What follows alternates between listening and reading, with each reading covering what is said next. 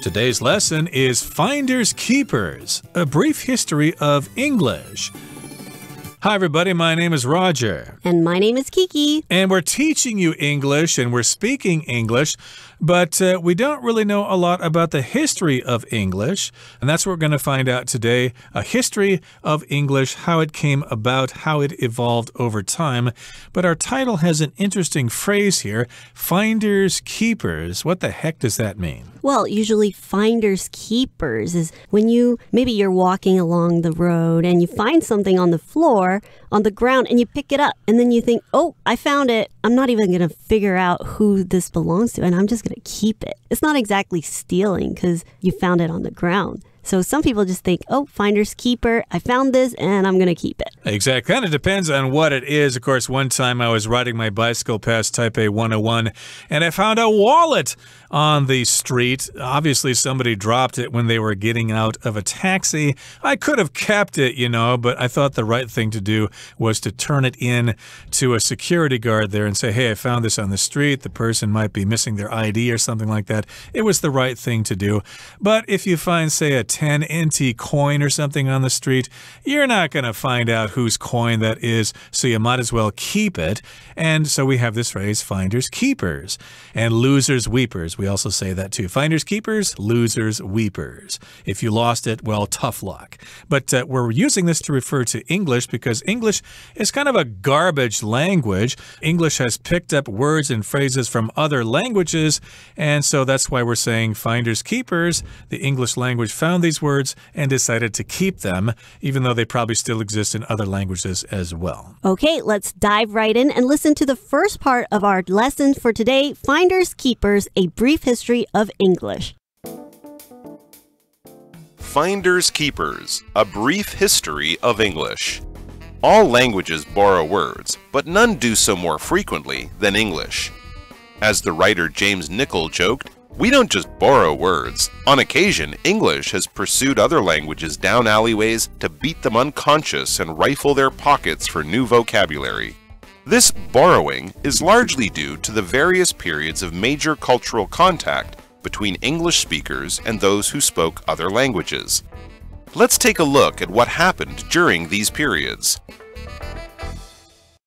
大家好，第一部分我们可以看到片语 on occasion。它指的是有时或是偶尔。例如 Although my best friend moved to another country, we still contact each other on occasion. 虽然我最好的朋友搬到别的国家，我们有时仍会彼此联系。或者 On occasion, Marianne drinks a glass of wine with dinner. Marianne 在吃晚餐时，偶尔会喝杯葡萄酒。另外补充一个同义单字 occasionally. O-C-C-A-S-I-O-N-A-L-L-Y, occasionally. 这个字是副词。例如 Harry went for a long walk, occasionally stopping to take pictures. Harry 走了很长一段路，偶尔停下来拍拍照。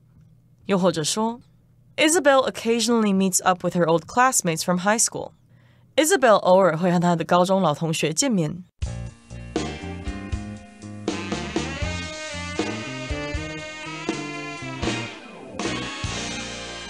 Okay, it's time for us to discuss the first part of our lesson for today. It's an introductory paragraph here. It begins by saying, all languages borrow words, but none do so more frequently than English. Of course, here in Taiwan, you speak Taiwanese and Mandarin. Some people speak Hakka and various other Aboriginal languages. And of course, in the process of learning Chinese here, I've discovered that, hey, you borrow a lot of words from other languages, and sometimes you transliterate them, like modem, for example. Well, it's actually modem. You use that word a lot without using the Chinese term for it. So indeed, languages do borrow words, but English actually borrows the most of them, it seems. Right. And as the writer, James Nichol, joked, we don't just borrow words on occasion. English has pursued other languages down alleyways to beat them unconscious and rifle their pockets for new vocabulary. So James Nichols, he joked and he said, English, they really chase down all these other languages to really grab their words, to really take their words and put it into the English language. So here we have the word alleyways. alleyways makes me think that you're chasing somebody down an alley, okay? And usually alleyways are really small roads that kind of have no end to it, or you're just really cornering people into an alley. Right. Sometimes that does happen. An alley does not go through. So if you chase someone into an alley, they're cornered there. And I think that's what James Nichol is referring to. Yeah, we don't just borrow words. We're actually kind of bullies about it. We chase other languages down alleyways, and then we beat those languages unconscious and rifle their pockets for new vocabulary. Now, here we've got the term on occasion, which just means sometimes, from time to time. And yes, indeed, English does this sometimes. They get a language and they think, let's use this language for our own benefit. This is kind of figurative, of course. They chase them down alleyways and rifle through their pockets. So here we've got the word rifle, which as a verb means you quickly go through something. You might be looking for a special pair of socks, but you can't find them, so you have to rifle through your drawer to look for those socks. And here we're talking about rifling through the pockets of other languages to find some new vocabulary, and then they steal it, and then they claim that, hey, this is an English word. It's not a German word. Right. So this borrowing is largely due to the various periods of major cultural contact between English speakers and those who spoke other languages. So in many different periods in history, because these different cultures, they've made contact, so they've been able to meet new cultures, learn their languages, and decided, hey, I like that word. I'm going to use it. I'm going to borrow your word. But instead, they actually just took it and then started using it in English. So we're talking about borrowing here. English indeed does get a lot of words from other languages. Japanese does that as well. Lots of words written in katakana are from other languages. So English has done this all throughout its history, but of course there have been different periods of history with different invasions and different conflicts, and that means the people of Great Britain came in contact with different people at various times in history. Let's find out what some of those influences were. Let's listen to the second part of our lesson now, and we'll come back to discuss it.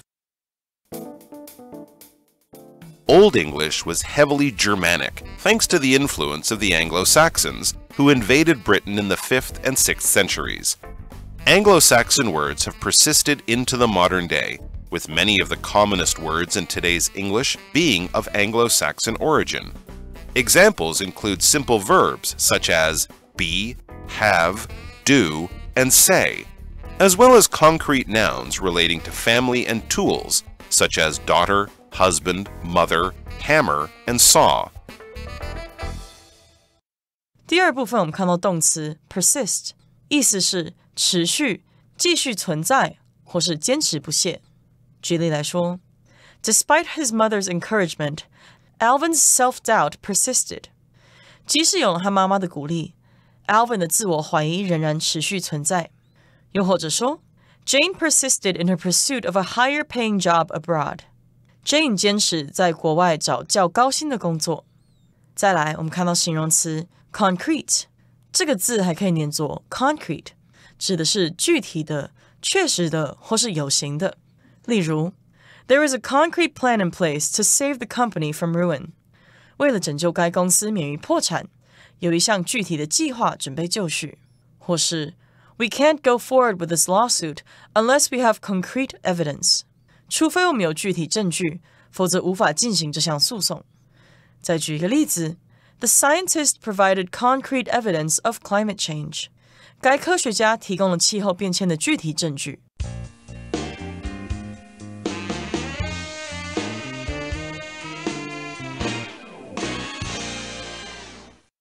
Okay, as you know, English has evolved over time, and we've got Old English, we've got Middle English, and we've got Modern English. And the earliest form would be Old English, and according to the second paragraph here, it says it was heavily Germanic, thanks to the influence of the Anglo-Saxons. So the Anglo-Saxons are actually a group of people that were living in England in the early Middle Ages. But these people, they weren't always from England. They weren't always British people. They actually came from various groups in Europe, in the mainland. So they could have been from Germany. There were some Scandinavians. So these were the people that built up the Anglo-Saxons. And in here, when we see the word Germanic, Germanic really refers to things that were heavily influenced by German language or German culture and even the German people. Right, and Germanic, of course, is kind of a language family which does include German, but it also includes English and Dutch and some of the Scandinavian languages like Swedish and Norwegian, maybe Danish. And so, of course, Old English was very much influenced by the Germanic languages and the Anglo-Saxons. And it says here they invaded Britain in the 5th and 6th centuries. So they came over from mainland Europe and they brought their language with them and influenced the culture of Britain at that time as English was just starting to form.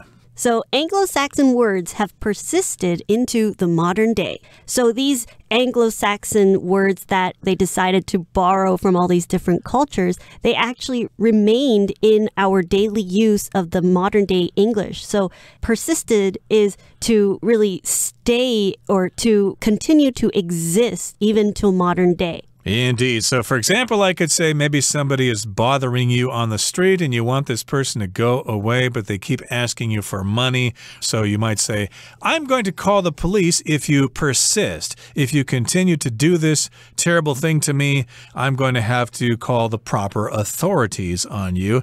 So, indeed, these words have continued or persisted into the modern day, with many of the commonest words in today's English being of Anglo-Saxon origin.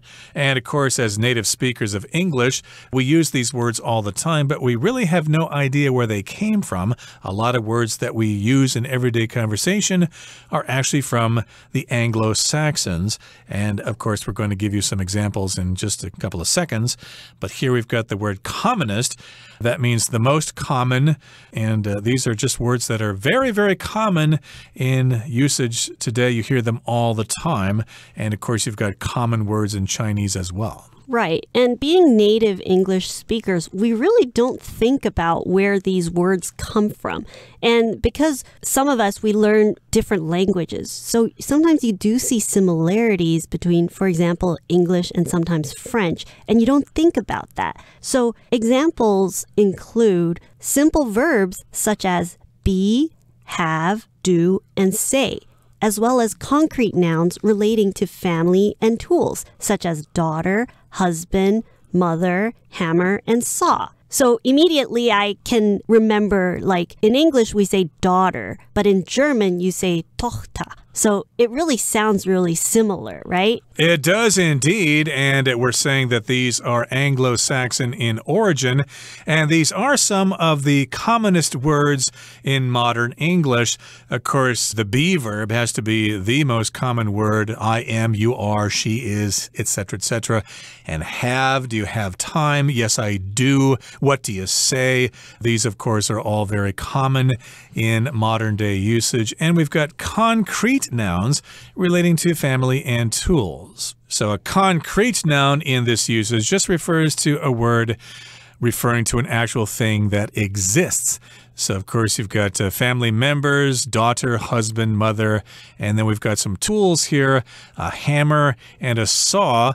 And I don't know if we've got any words from Anglo-Saxon that refer to a screwdriver or nail clippers or something like that. That brings us to the end of the second part. Now, let's go ahead and listen to the third part. English has also been highly influenced by Latin. Some Latin-derived words, such as cheese, fork, street, and wine, made their way into English via Germanic tribes. But a later wave of Latin words entered English when Christian monks and missionaries arrived with the intent of converting the Anglo-Saxons. These words were mostly religious. For example, candle and mass both entered English at this time. 第三部分我们看到单字 derive， 它是动词，意思是使起源于或是来自。举例来说 The majority of English words are derived from either Latin or German. 大多数的英文字不是起源于拉丁文就是德文。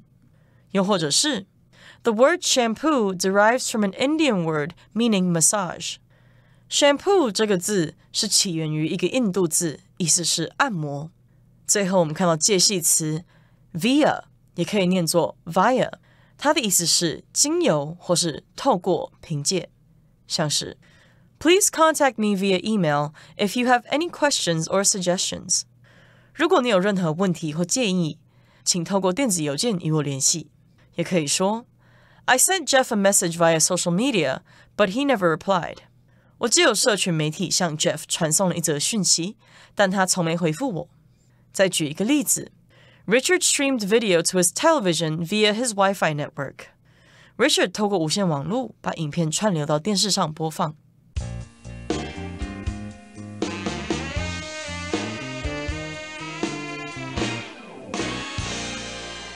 Okay, here's the third part, and we're wrapping up today's lesson. And we're talking about the influence of Latin. English has also been highly influenced by Latin, or Latin, as someone might say. That's the language that the Romans spoke. Right. And some Latin-derived words, such as cheese, fork, street, and wine, made their way into English via Germanic tribes. So here we see Latin-derived. Derived means to come from something. So Latin-derived means these words came from Latin or came from Latin origins. So they came from the people from Rome, the languages that they spoke. They came from here. They came from this culture. Right. And to derive means it comes from a certain source. We could say, oh, this medicine is derived from an herbal plant. But in this particular case, we've got words in English that came from Latin. They're not exactly the same. And some of those words would include cheese, fork, street, and wine. And they found their way or made their way into English via or via or through or from Germanic tribes, which again are people from mainland Europe, Germany, places like that. But a later wave of Latin words entered English when Christian monks and missionaries arrived with the intent of converting the Anglo-Saxons. So at the time, the Anglo-Saxons in Great Britain were not Christian, and we've got these Christian monks going up there thinking, hey, you guys are kind of heathens. You need to believe in Jesus and God and stuff like that. We're going to bring you the message. So they went up there, and of course they used a lot of Latin. So these Christian monks and missionaries brought Latin with them, and of course Latin found its way into the English language. Now, if you're Christian, of course, you believe in the Christian religion of Jesus and God. And of course, a lot of people who work spreading the word of Jesus around the world are referred to as missionaries. One of the most visible missionaries here in Taiwan, of course, are the Mormons. Right. And missionaries, they really spend a lot of their lives and they move their whole family to all these different countries and different places. And they live there for long periods of time to try to spread or share their religion or share their ideas and their beliefs. Right. And of course, their intent, what they wanted to do was convert the Anglo-Saxons. And to convert just means to change something from one thing into another. Maybe you have an old Word file that you used in an old system like Windows 3.1 or something, and you want to use it in the modern operating system. You might need to convert that file to change it from an older form into a newer one. And in this sense here, to convert someone means to have them stop believing their previous religion and start believing the one that you want them to believe in. So they wanted to convert those heathens, those Anglo-Saxons. And these words were mostly religious, as you might expect. Of course, in the Catholic Church, they used a lot of Latin, didn't they? Right, they did. So Some examples of certain words that stuck to us in modern-day English are things like candle and mass. These words, they were religious words, but we still use them nowadays. Indeed, and candle, of course, is what you burn to have light if you don't have electricity. And mass, of course, I believe in this particular sense refers to the Christian gathering of people to worship on Sunday or Saturday or whenever, especially for the Catholic Church. I had some neighbors in my hometown who were Catholic, and they said, oh, we're going to Mass tonight. We're going to our religious service at the local Catholic Church. So there's some examples of words that came from other languages and found their way into English. And we've got some more to talk about in our next program. But before we leave today, we'd like to hear from Hanny.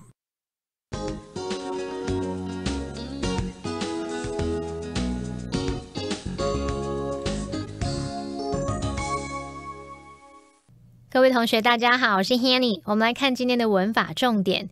课文第一部分有一句写到This borrowing is largely due to the various periods of major cultural contact between English speakers and those who spoke other languages. 这种借用主要是由于说英语的人和说其他语言的人在各个不同时期重要的文化接触。那么句子里面用到 those who spoke other languages 来表达说其他语言的人。那我们来学这个用法。Those who 加动词就表示凡是怎么样的人，那些怎么样的人，其中的 those 就是指 those people 那些人。那我们不知道在讲哪些人嘛，所以后面接了 who 引导关系子句来修饰先行词 those， 去修饰它形容说是那些怎么样的人，凡是怎么样的人。特别注意关系子句里面的动词要用复数形哦。假设我们说 those who are interested in adopting animals， 就是说那些想要领养动物的人。Those who haven't seen the movie， 就是说没看过那部电影的人。好，另外我们要介绍的是片语介系词 due to， 它表示因为由于，意思就跟 because of 或者是 owing to 差不多，后面常常会接名词或者是动名词来说明原因。那这边要补充几个要点，第一个是due to 和 owing to 是比较正式的用法，比较常用在正式的公告里面，可能像是政府宣布的消息啊，航空公司宣布因为某些缘故而取消班机之类的。那么 because of 在口语中则是比较常用的。好，在第二个重点是说 due to 和 because of 可以接在 be 动词之后来当补语用，那么 owing to 是不能用这样的用法的。举例来说 The delay was due to heavy fog， 延误是因为起浓雾。好，在第三个，如果我们要在 due to 后面接子句的话，必须先接同位语 the fact， 然后把它写作 due to the fact that 主词加动词，其实这就跟 because 然后接子句意思差不多啦。好，在第四个重点是说，课文在 due to 的前面加入副词 largely 来表达主要是由于什么什么。我们其实也可以用到片语 in large part。In large part 表示在很大程度上，多半怎么样怎么样，那它意思就跟 largely 或者是 mostly 差不多。那接着 in large part 在搭配 due to 使用的时候，我们其实可以把它摆在片语介系词之间，把它写作 due in large part to 那也可以把它摆在片语介系词之前，把它写作 in large part due to 举例来说Their success was due in large part to their hard work and enthusiasm. 他们的成功很大一部分是来自他们的努力与热忱。好，那么以上是今天重点整理，我们回顾今天单字吧。Rifle. The thief rifled the drawers looking for jewelry. Persist. The stories of secret passages beneath the city have persisted for years. Concrete.The spilled milk was a concrete example of Maurice's carelessness. Derive. This ritual is derived from the natives' religious beliefs. Via. Janice made her way to the office via bus. Missionary. Missionaries on the island opened schools to teach religion. Convert. European missionaries converted the local people to Christianity.